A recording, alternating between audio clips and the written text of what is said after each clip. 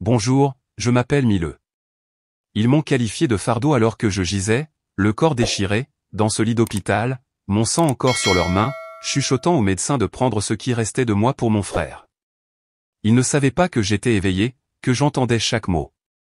Mais qu'y a-t-il de pire que de se battre seul pour sa vie? Savoir que votre propre famille vous veut morte, et qu'ils ont presque obtenu ce qu'ils voulaient. Seriez-vous resté silencieux, ou auriez-vous fait ce que j'ai fait ensuite?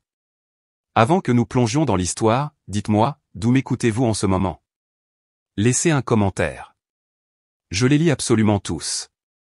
Je traçais la chaîne argentée du bracelet de ma grand-mère, le métal froid sous mon pouce tandis que la pluie martelait le pare-brise comme un tambourin constant et anxieux. La voix de mon frère Léor bourdonnait à côté de moi. Quelque chose à propos d'un stage, comment maman pensait que ça le remettrait dans le droit chemin. Je continuais d'hocher la tête, même si je n'étais pas vraiment là, mon esprit dérivant vers l'odeur du pavé mouillé, vers le fait que je devais encore finir ma dissertation finale pour le cours d'éthique médicale.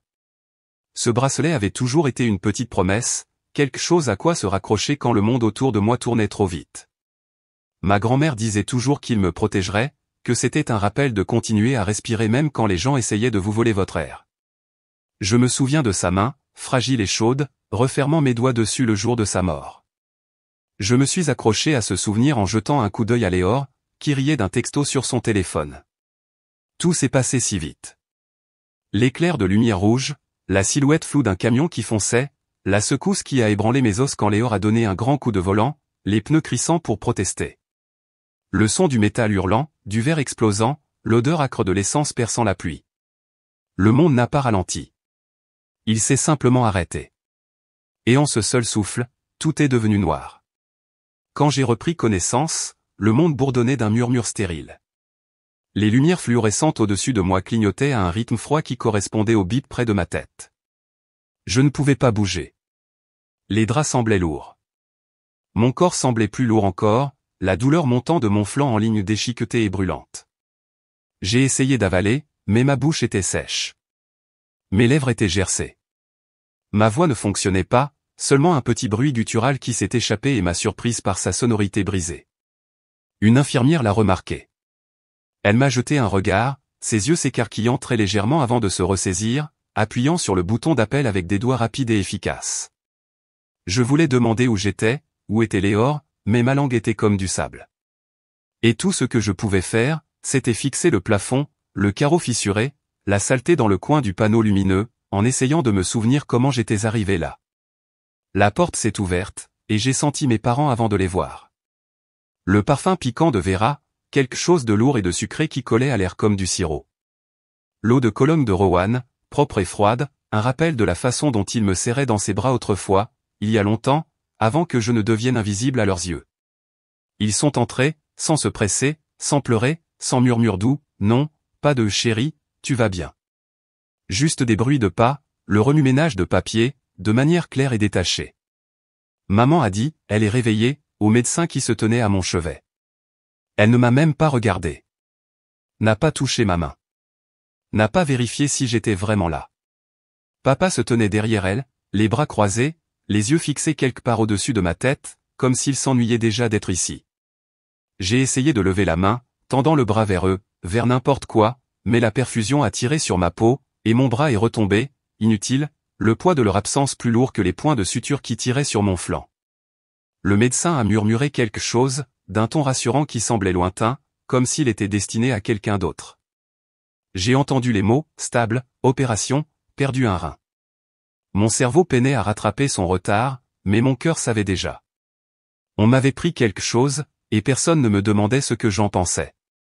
J'ai tourné la tête, chaque centimètre de mon corps en agonie, cherchant le bracelet qui n'était pas là. Ils avaient dû l'enlever aux urgences, ou peut-être avait-il disparu pour toujours. Le vide sur mon poignet ressemblait à une trahison, une promesse rompue, ne me laissant rien à quoi me raccrocher. Puis sa voix a tout transpercé, claire, dédaigneuse, comme si j'étais une tache sur une vitre qu'elle était fatiguée de nettoyer. De toute façon, elle n'est qu'un fardeau. Les mots n'ont pas résonné. Ils se sont incrustés, s'enfonçant plus profondément que n'importe quel scalpel, trouvant un foyer dans les espaces où l'amour aurait dû vivre. Je suis resté là, à fixer le plafond. Le bip du moniteur était trop fort, trop régulier. Je ne pouvais pas pleurer.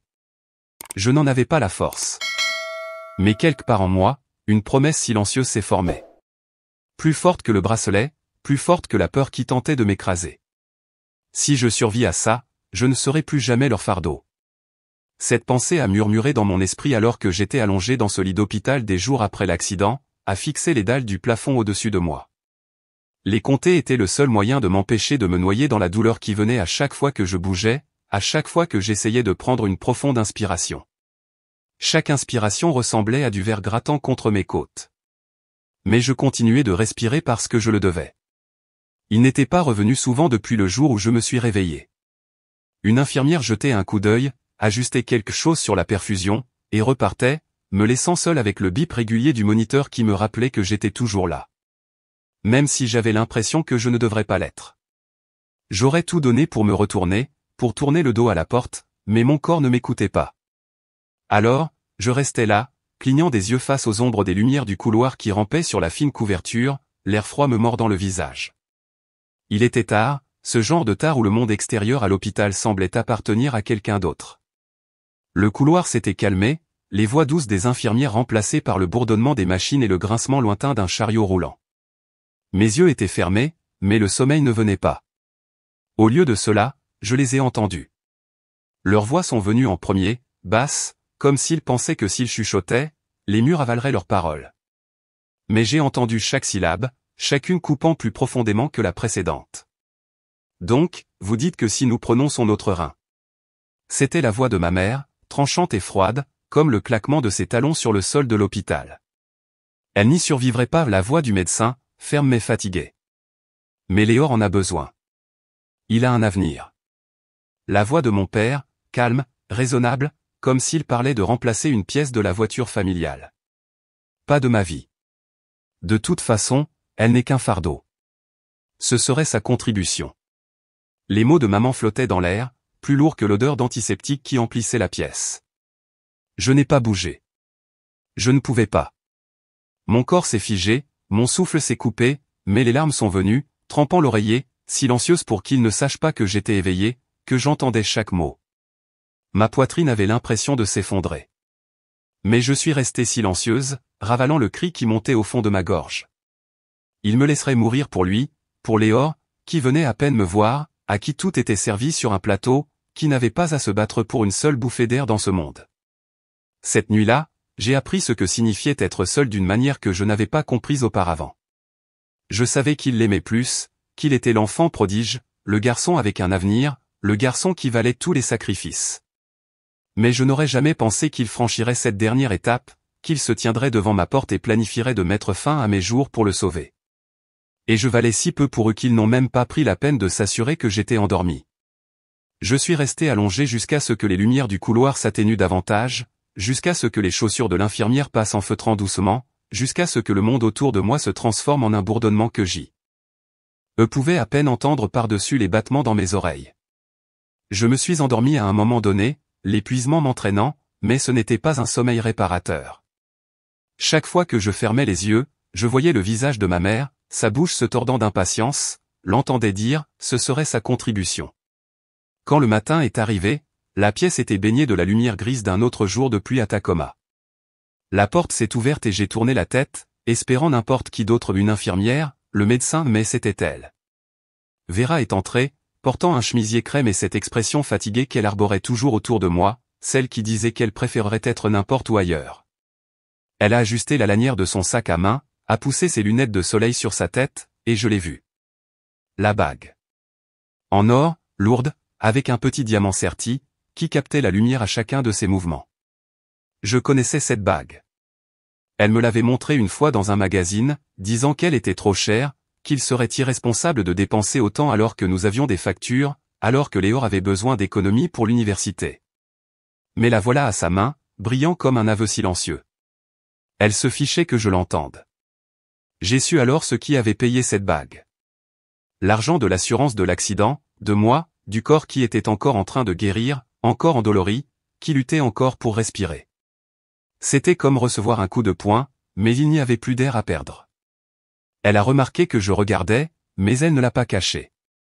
Elle m'a juste regardé, ses lèvres se resserrant comme si elle allait dire quelque chose, mais ensuite elle s'est détournée, vérifiant son téléphone à la place. Elle n'est pas restée longtemps. Elle ne le faisait jamais.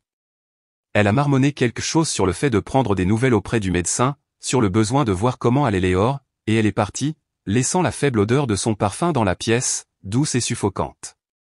J'ai tourné mon visage vers le mur, remontant la fine couverture jusqu'à mon menton, la tenant comme si c'était la seule chose qui me rattachait au monde. Ma poitrine me brûlait, mais je n'ai pas pleuré à nouveau. J'ai laissé le silence m'envelopper. Je l'ai laissé presser contre mes oreilles jusqu'à ce que tout ce que j'entende soit mon rythme cardiaque, me rappelant que j'étais toujours là.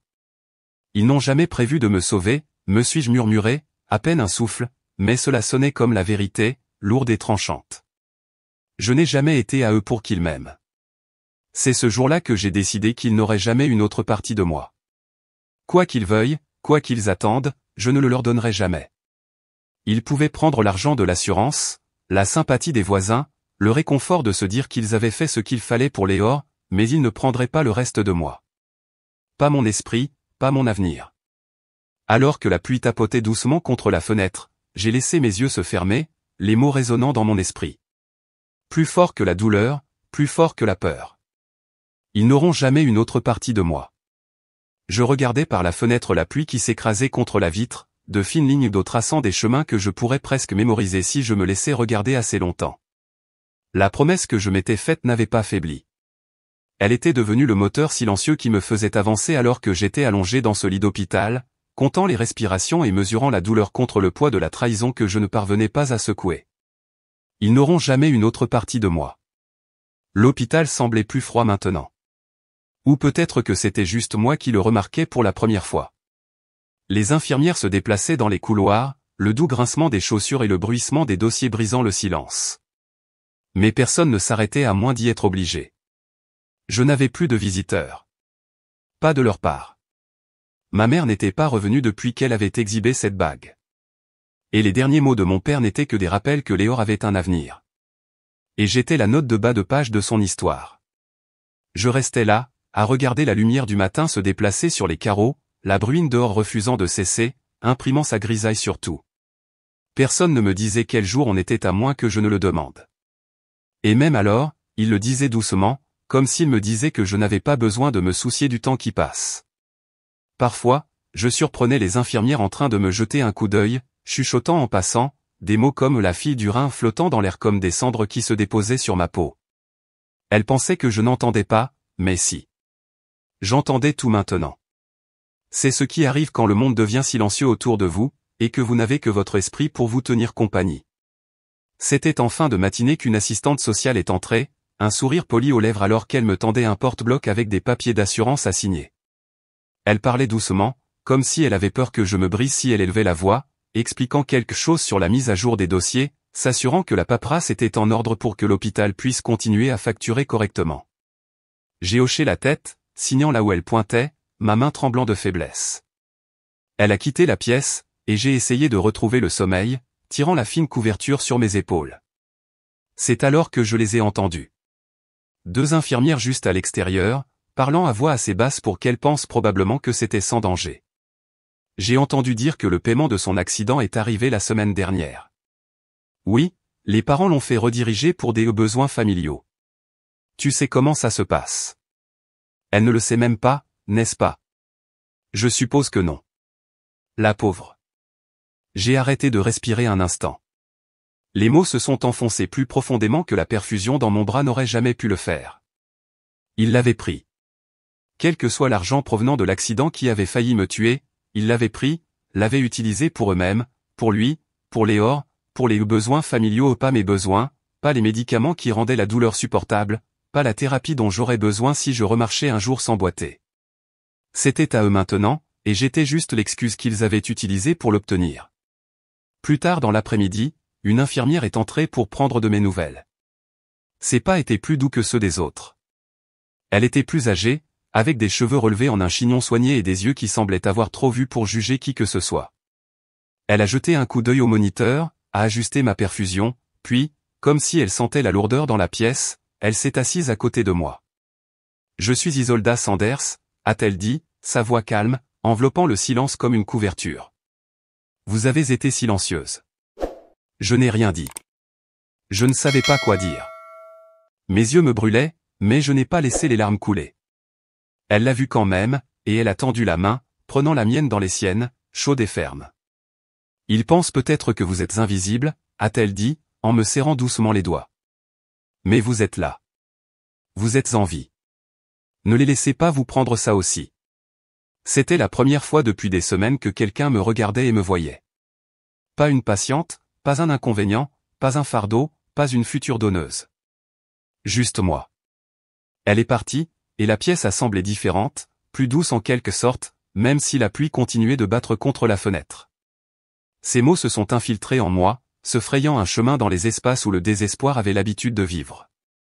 Et j'ai pensé à toutes les fois où j'avais choisi le silence.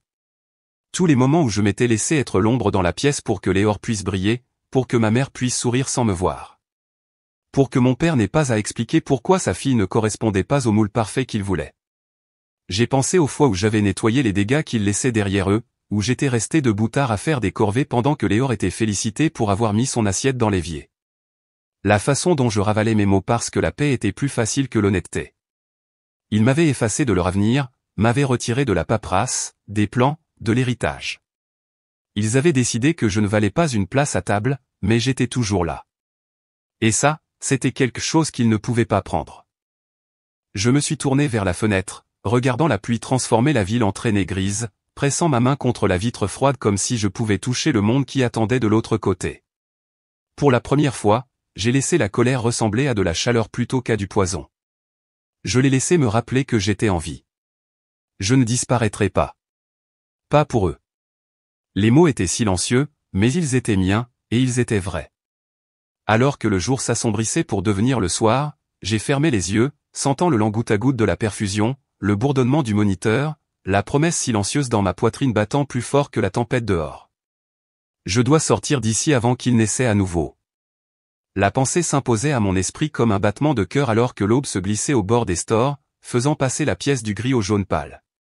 La pluie tapotait contre la fenêtre, régulière et douce, mais ma poitrine était serrée, comme si chaque goutte était un rappel que je n'avais pas beaucoup de temps. Les mots de l'infirmière Sanders m'accompagnaient, un écho silencieux qui ne s'estompait pas lorsque les moniteurs bipaient ou lorsque la pompe de la perfusion cliquait dans le silence. Ne les laissez pas vous prendre ça aussi. J'étais éveillé d'une manière que je ne l'avais jamais été auparavant, voyant comment chaque visite, chaque appel, chaque document signé sans mon nom dessus était une autre façon pour eux d'essayer de m'effacer. Un message a retenti sur l'ordinateur du poste des infirmières juste après 6 heures du matin, illuminant l'écran dans le couloir que je pouvais voir de mon lit. Le nom de ma mère, demandant des mises à jour sur mes signes vitaux, mes niveaux d'oxygène, ma consommation de liquide. Elle ne me demandait pas à moi. Elle ne le faisait jamais. Il s'agissait toujours de contrôle, de savoir juste assez pour manipuler les choses afin qu'elles correspondent à ses plans.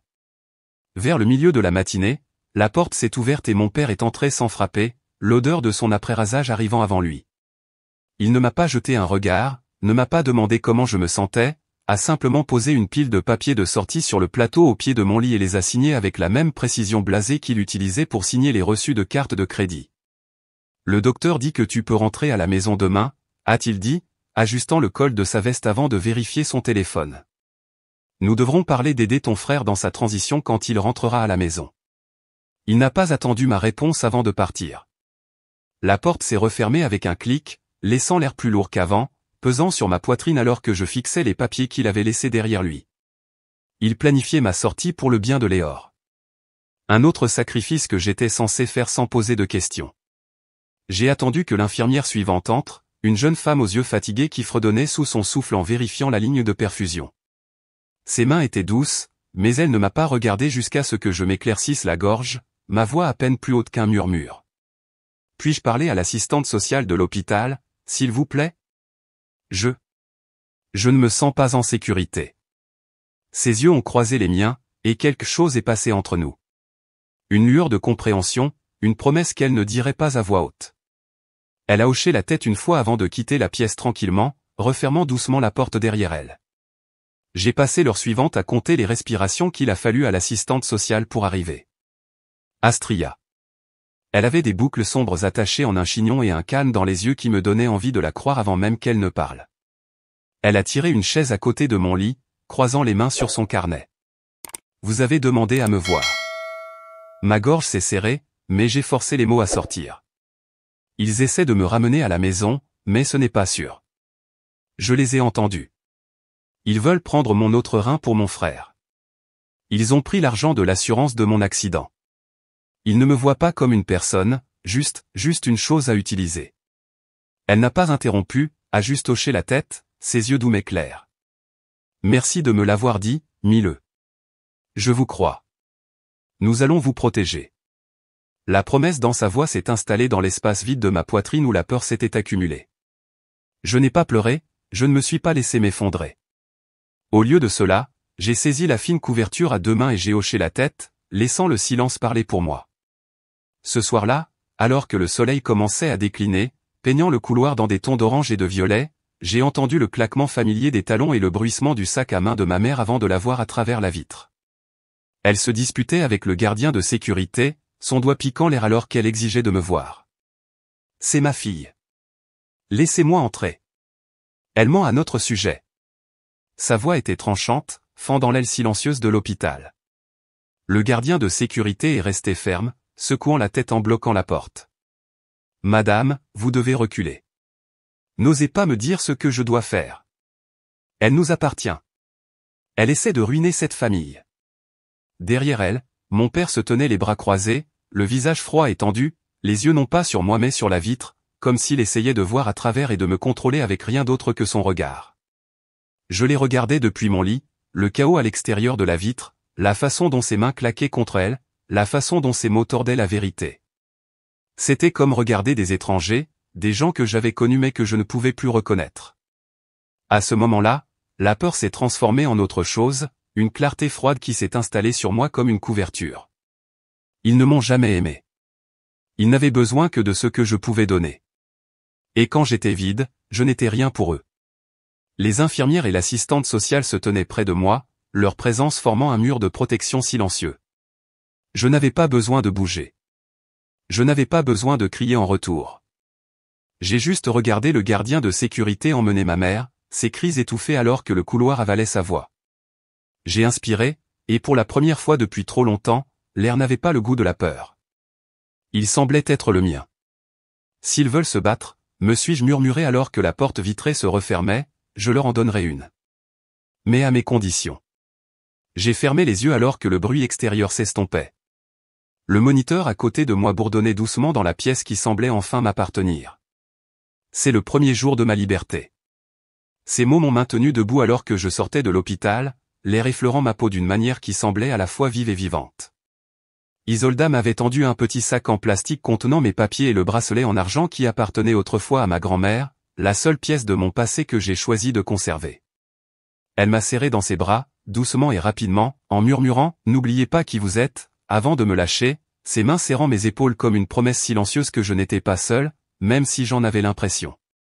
Les portes de l'hôpital se sont refermées derrière moi avec un sifflement, scellant les échos des cris de ma mère et du regard froid de mon père.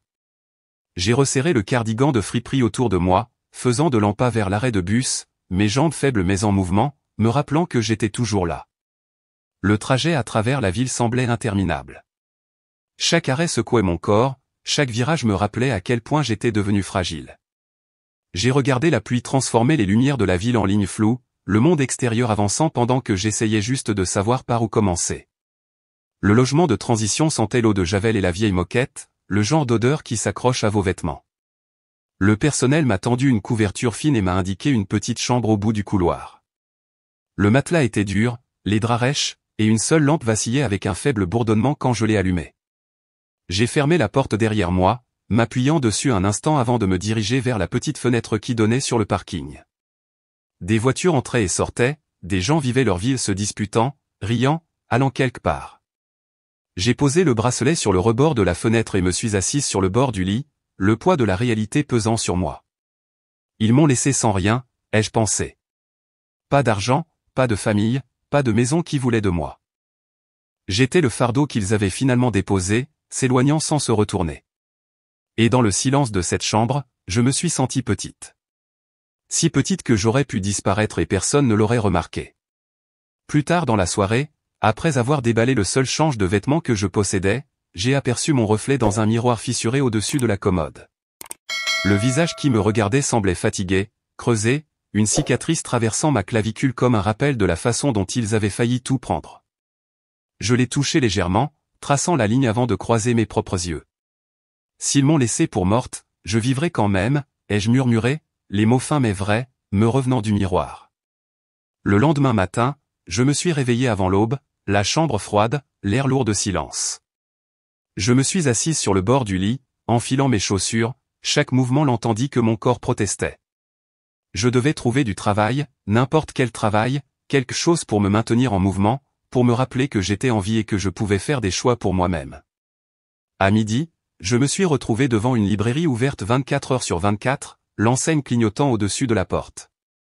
Le gérant, un homme fatigué avec une tache de café sur sa chemise, m'a jeté un coup d'œil avant de me tendre une serpillière. L'équipe de nuit commence à 20 heures. Vous êtes payé en espèces le vendredi, a-t-il dit, sans me demander mon histoire ou d'où je venais. Et j'en étais reconnaissante. Cette première nuit a été longue, mon corps endolori à chaque pas alors que je nettoyais les sols, essuyais les étagères et sortais les poubelles. L'odeur de vieux papier et d'encre s'est installée dans mes vêtements, une odeur étrangement réconfortante, me rappelant les après-midi que je passais à me cacher dans les bibliothèques, trouvant la sécurité dans les histoires. Pendant mes pauses, j'utilisais le petit ordinateur dans le coin du magasin pour m'inscrire à des cours en ligne pour obtenir mon GED, tapant lentement avec des doigts qui tremblaient d'épuisement mais refusaient de s'arrêter. Chaque dollar que je gagnais allait dans un bocal caché sous mon lit au logement de transition. Chaque pièce une petite promesse à moi-même que je n'aurais plus jamais besoin de leur mendier de l'aide. Une nuit, après avoir terminé mon service, j'ai marché dans les allées silencieuses, ma main effleurant les dos des livres soigneusement alignés, des histoires attendant que quelqu'un croie en elles. Le magasin était vide, le bourdonnement du climatiseur le seul son. Ils ne peuvent pas m'effacer, ai-je murmuré à l'obscurité, les mots roulant sur ma langue, ferme et calme. En fermant le magasin, je suis sorti dans l'air matinal, le ciel encore sombre mais doux de la promesse de l'aube. J'ai tenu le bracelet dans ma main, sentant le métal froid contre ma peau, et j'ai pris une profonde inspiration, la laissant me remplir d'une manière qui semblait différente, plus pleine. Un jour, ils sauront ce que je suis devenu. Je tenais cette promesse dans ma poitrine en insérant la clé dans la serrure de mon petit appartement en colocation, le cliquetis du métal plus fort que prévu dans le couloir silencieux. L'air sentait le café brûlé et le nettoyant pour sol, et la moquette fine étouffait le bruit fatigué de mes chaussures alors que je me dirigeais vers ma chambre. 5 mois s'étaient écoulés depuis que j'étais sorti de cet hôpital avec rien d'autre qu'un bracelet et une volonté de survivre. Maintenant, je travaillais de nuit à nettoyer la librairie, j'étudiais pour mon GED le matin à la bibliothèque, et je dormais pendant la journée, enveloppé dans des couvertures qui ne parvenaient jamais tout à fait à chasser le froid. Ce n'était pas grand-chose, mais c'était à moi. Chaque jour était cousu avec le même fil d'épuisement, mais c'était l'épuisement de l'effort, pas l'épuisement d'être utilisé. Il y avait un rythme à ces journées, une isolation silencieuse qui me gardait en sécurité. J'évitais les appels et ignorais les numéros bloqués que je soupçonnais être les leurs, les laissant sonner jusqu'à ce que le silence revienne. La cicatrice sur mon flanc tirait quand je bougeais trop vite, me rappelant chaque jour à quel point ils avaient failli tout prendre et comment j'avais survécu. De toute façon. Un matin humide de septembre, après un long service à la librairie, je suis rentré pour trouver mon petit placard en train de s'effondrer, la tringle bon marché cédant sous le poids des quelques vêtements que j'avais réussi à rassembler. En ramassant les cintres par terre, j'ai remarqué qu'une enveloppe était tombée d'une pile de papiers entassés dans le coin.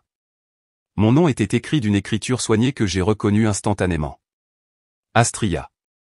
Mon souffle s'est coupé alors que je m'asseyais sur le bord de mon lit, l'enveloppe légère dans mes mains mais lourde du poids des choses non dites. Je l'ai ouverte lentement, trouvant à l'intérieur une petite clé USB étiquetée Audio Hôpital Général de Tacoma. Il y avait aussi une note pliée qui sentait légèrement la lavande, comme les vêtements d'Astria lorsqu'elle m'a dit au revoir en me serrant dans ses bras. La bibliothèque était presque vide cet après-midi-là, le faible bourdonnement des ordinateurs se mêlant au murmure des pages qui tournaient et au pas silencieux des gens qui passaient.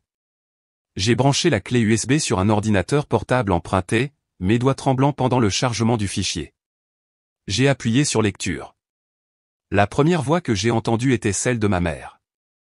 Donc, vous dites que si nous prononçons notre rein. La voix du médecin était étouffée mais assez claire. Elle n'y survivrait pas. Puis la voix de mon père. Calme, froide. Léore a un avenir. Elle n'en a pas. Et puis elle à nouveau, avec ce ton que je ne connaissais que trop bien. De toute façon, elle n'est qu'un fardeau. Le son de ces mots a rempli le petit coin de la bibliothèque où j'étais assise, rendant l'air oppressant autour de moi. Je n'ai pas crié. Je n'ai pas eu le hoquet. Des larmes ont coulé sur mes joues en silence alors que j'écoutais la preuve de ce que j'avais toujours ressenti mais jamais totalement cru jusqu'à maintenant. Il le pensait vraiment. J'ai fermé le fichier et j'ai regardé l'écran, voyant mon reflet dans le moniteur sombre. Mes yeux étaient rouges, mais ils étaient clairs. J'ai sorti la note d'Astria de ma poche et je l'ai dépliée, relisant son écriture. Quand vous serez prête à vous protéger, ceci est à vous pour que vous l'utilisiez. Prête. Le mot a résonné en moi, défiant la peur qui essayait encore de s'enraciner dans mes os. J'ai remis la clé USB dans ma poche, me levant lentement, mes jambes tremblantes d'être restée assise trop longtemps. En sortant de la bibliothèque dans l'air vif de l'automne, le vent soulevant mes cheveux, je me suis permis de ressentir quelque chose qui n'était ni la peur ni l'épuisement. J'ai ressenti de la défiance. Cette nuit-là, je suis rentré à pied de l'arrêt de bus, les lampadaires peignant des flaques de lumière sur les trottoirs fissurés. Mes chaussures faisaient des bruits doux sur le pavé alors que je passais devant des maisons sombres, certaines fenêtres brillant du scintillement bleu des téléviseurs, d'autres sombres et fermées au monde. Je me suis arrêté sous un lampadaire près du coin avant mon immeuble, sortant la clé USB de ma poche et la tenant fermement. Mon pouce a caressé l'étiquette alors que je levais les yeux vers le ciel, les étoiles cachées derrière une couverture de nuages qui promettait de la pluie pour le matin. Ils ont essayé de me faire taire, ai-je murmuré, les mots emportés par la brise. C'est moi qui parlerai. La rue était silencieuse, le monde retenant son souffle. Et pour la première fois depuis longtemps, j'ai eu l'impression de ne pas retenir le mien. Il est temps qu'ils apprennent que j'ai survécu. Cette pensée m'a porté chaque aube alors que je déverrouillais les portes vitrées du bureau, l'odeur de café frais et de légère encre d'imprimante remplissant l'air calme avant que le bâtiment ne s'anime. Je ne sursautais plus au son des portes s'ouvrant derrière moi ni ne vérifiais les ombres dans le reflet des fenêtres. Je me déplaçais dans les couloirs de l'entreprise que j'avais aidé à construire calme, délibéré, ne me pressant jamais, mais ne cédant jamais non plus. 3 ans s'étaient écoulés depuis que j'avais quitté l'hôpital avec rien d'autre qu'un sac en plastique et une cicatrice qui me démangeait chaque fois que je forçais trop à la salle de sport.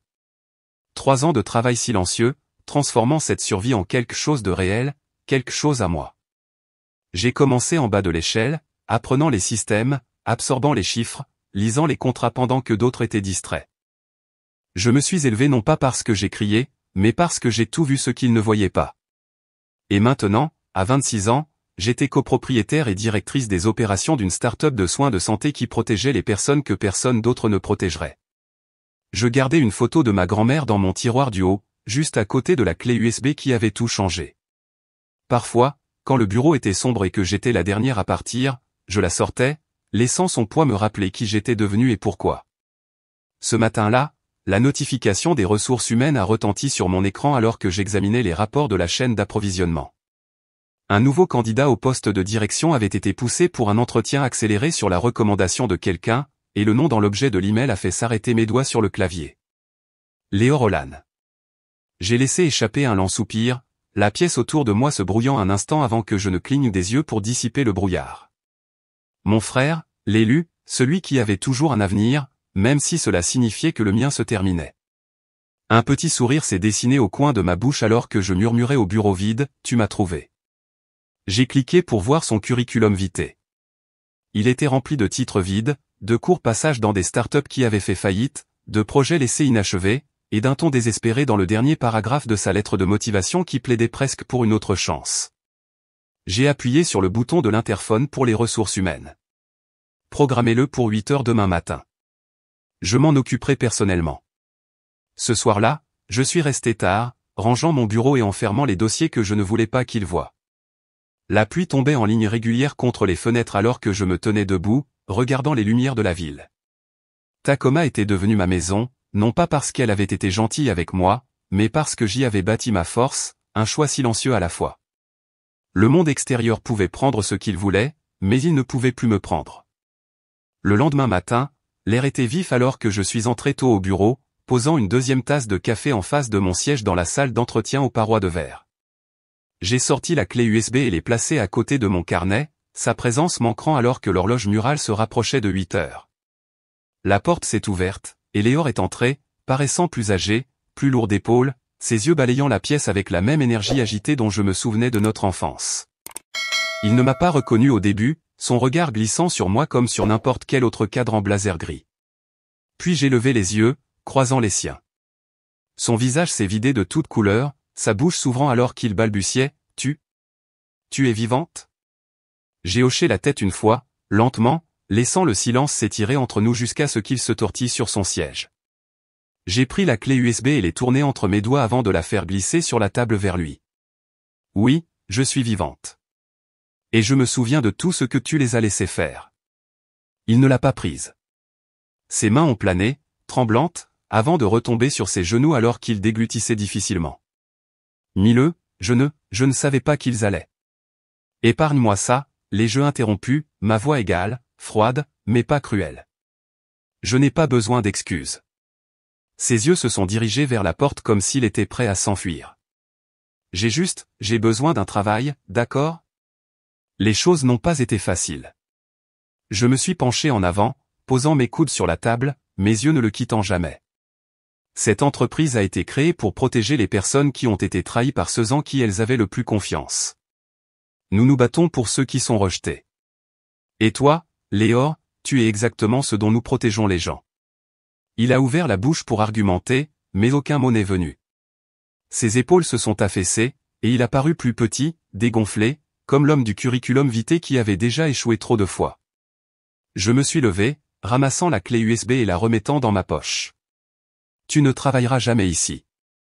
Tu ne travailleras jamais nulle part où nous pouvons avoir de l'influence. Et crois-moi, mon influence va loin. Il s'est levé lentement, clignant rapidement des yeux, et je pouvais voir les larmes qu'il essayait de cacher. Un instant, j'ai vu le garçon qu'il avait été, le frère que je pensais avoir avant que tout ne soit arraché par leur cupidité. Mais je ne me suis pas permis de ressentir de la pitié. J'avais survécu à eux, et je ne le laisserai pas revenir dans un espace que j'avais construit sur la vérité et la protection. Alors qu'il atteignait la porte, il s'est retourné, sa voix se brisant. Mille, je ne savais pas. J'ai rencontré son regard calmement. Mais maintenant tu sais.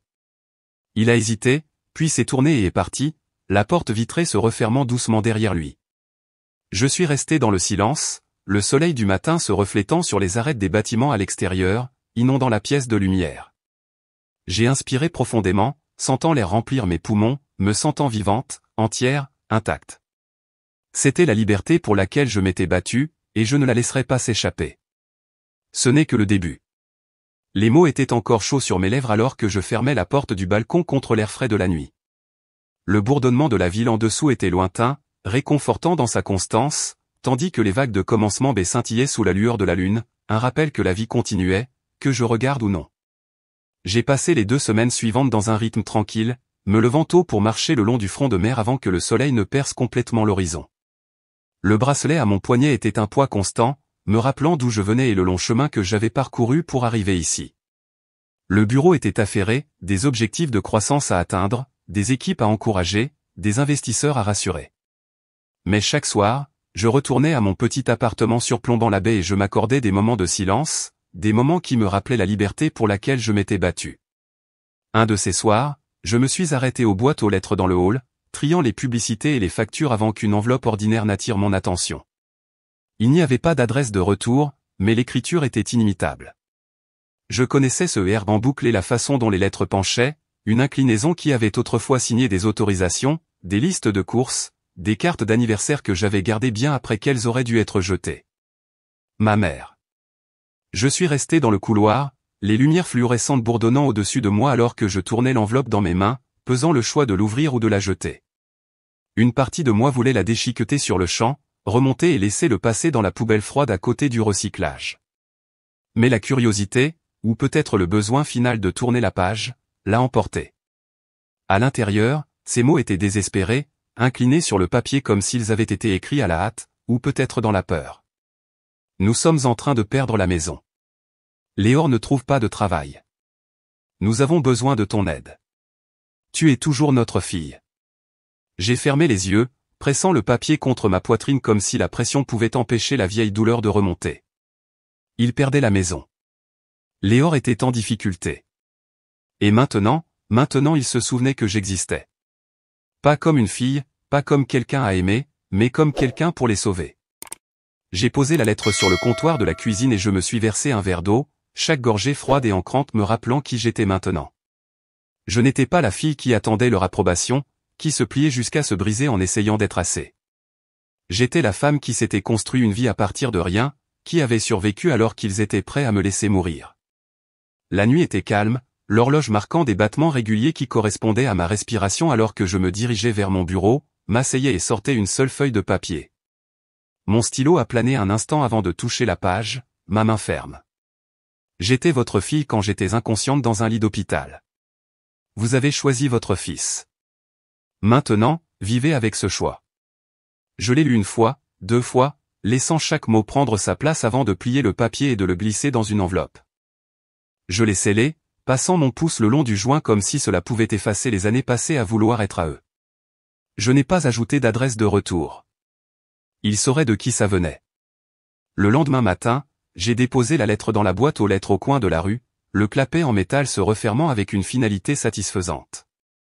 En m'éloignant, le poids que j'avais porté si longtemps m'a semblé plus léger, le fardeau de celle que j'étais autrefois glissant de mes épaules.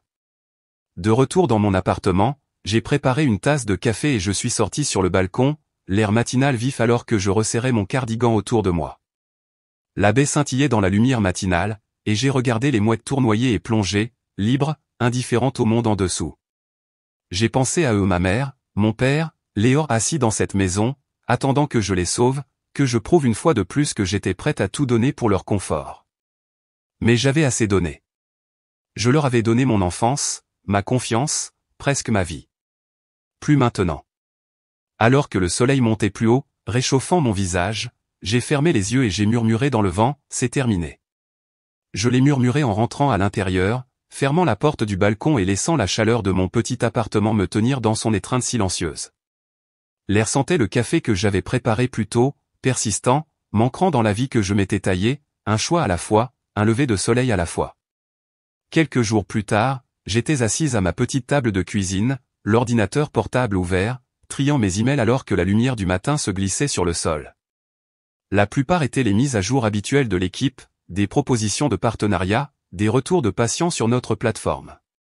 Mais un objet d'email m'a figé, lancement d'une nouvelle initiative éthique, le protocole de protection CLA. Mes yeux ont parcouru l'email, lisant comment l'hôpital général de Tacoma avait adopté une nouvelle campagne pour protéger les mineurs et les patients vulnérables de la coercition parentale dans les cas de don d'organes. C'était une mesure préventive conçue pour s'assurer que personne ne serait jamais acculé comme je l'avais été. Et c'était là, niché dans le texte, en gras dans un triomphe silencieux, nommé en l'honneur de Claire Hollan. Claire Hollan. Mon nouveau nom. Le nom que j'avais choisi lorsque j'avais demandé une rupture complète, me détachant légalement d'eux, construisant une vie qui était mienne seule. Le voir là, lié à une campagne qui sauverait d'autres personnes, a ancré quelque chose de profond en moi. C'était la vie que j'avais bâtie sur les cendres de la trahison. Et maintenant, c'était un bouclier pour les autres. J'ai fermé doucement l'ordinateur portable, laissant l'écho de mon nom sur cet écran s'installer autour de moi comme une couverture réconfortante. Me levant, j'ai enfilé un pull léger descendu les 2 étages jusqu'au trottoir, l'air matinal frais contre ma peau alors que je me dirigeais vers Commencement Bay. Le quai était vide à cette heure, l'eau clapotant doucement contre les pilotis, me murmurant des mots de survie, de jours qui recommençaient encore et encore.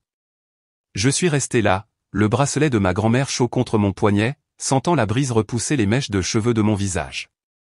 J'ai continué à vivre même quand ils ont essayé de mettre fin à mes jours. Je l'ai dit doucement, laissant les mots se mêler à l'air du matin. Je savais qu'il y aurait toujours des nuits où leur voix reviendrait, où je les entendrais dire que je n'étais rien, un fardeau, jetable. Certaines blessures ne se referment jamais complètement, peu importe le temps ou la distance que l'on met entre soi et les personnes qui les ont causées. Mais ces blessures ne me contrôlaient plus. Je me suis assise sur le bord du quai, laissant mes jambes pendre, mes chaussures tapotant légèrement contre le bois usé, respirant le sel et la terre de la baie.